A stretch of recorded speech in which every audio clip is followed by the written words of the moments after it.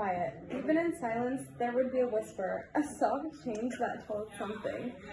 If you listened, complete quiet could speak worlds. Samuel had gone 5 ridges away from home, hunting, feeling the woods. Something was off, if not wrong, then different. The woods felt strange, as if something had changed or was about to change. Samuel shrugged off the feeling and kept going. It was hard to measure distance, because the ridges varied in height and width.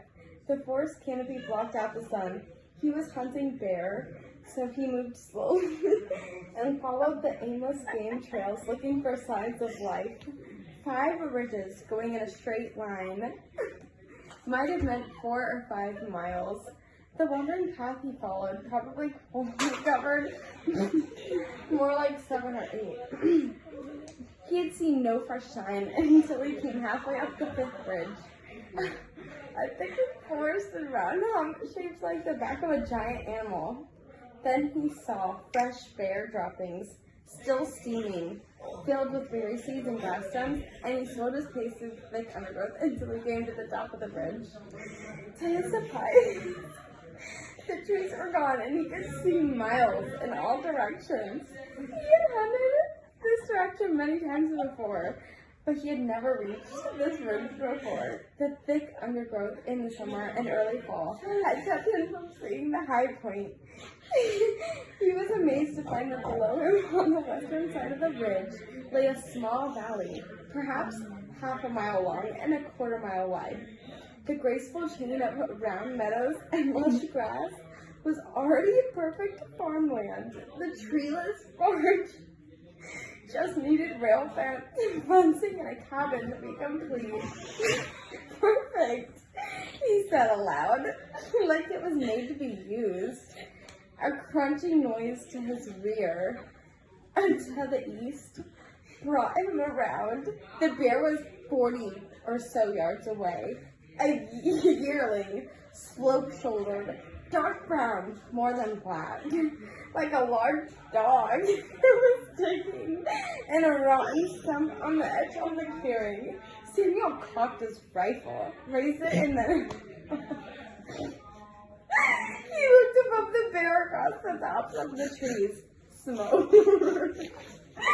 Thick clouds of smoke were rising to the east, almost straight to the east. A goodly distance away. Forest fire?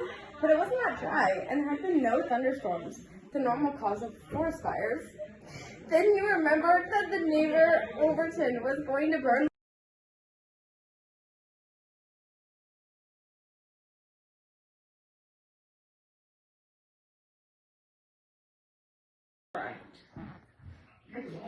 Go.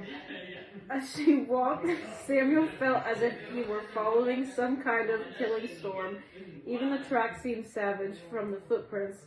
It was evident that the prisoners, tied together, were constantly jerking and pulling to increase their speed.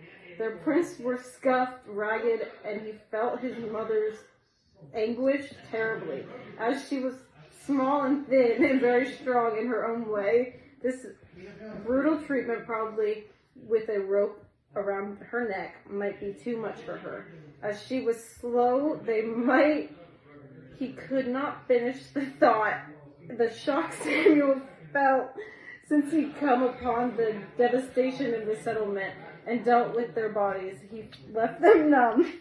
Now it turned to anger, coming into rage that he was worse because he had to remain calm. He had no choice what to expect to follow his parents'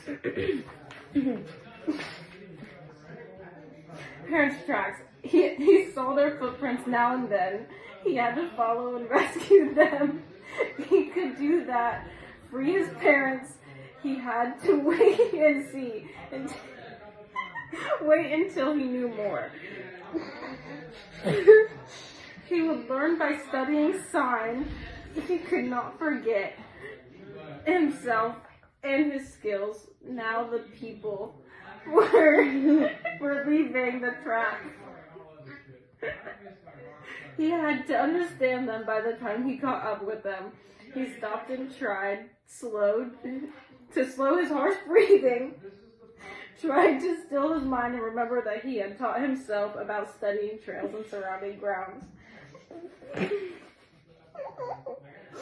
It seemed that the captors and captives were walking on the trail but might be off to others. Quickly he started to swing to the left and the right of the trail, but it was mostly grassy and hard to read. But the last he had scuff marks, something tracks in the open dirt. They have scouts on each side of them, of the main group. On the second swing, he found the first body.